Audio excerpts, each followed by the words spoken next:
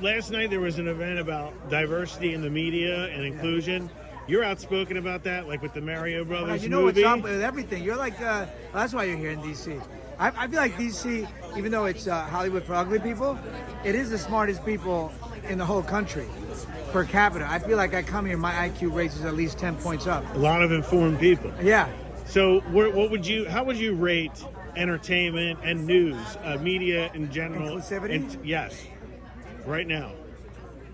Like, how would you rate it? It's pathetic. It's pathetic.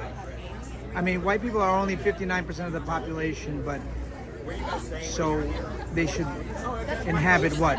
How much real estate should they have? At least, let's say 60%. We black people are 20% of the population, and less than 2% of the politicians, less than 3% of the leading roles, less than 1% of the editors and journalists.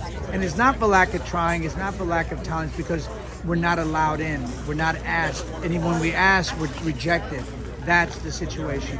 And on prime time with TV, do you think there's enough representation for Latinos, or would you like to see a mainstream more. show? I want 20%. We're 20% of the population, give me 20%. Even though we over-index in what we contribute financially to this country, even though we over-index at the box office, 30% of the U.S. box office, $4 billion in streaming in America, but we're less than 2% of the leads. No, it's not okay. It's not okay.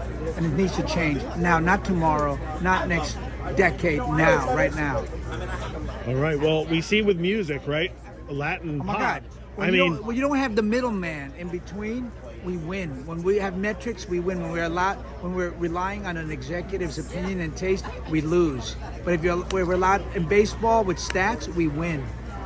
Yeah, I mean, look at Bad Bunny. He's one of the most successful. And before him was J artists. Balvin. Was J Balvin kicked out Drake as the largest, biggest international bigly.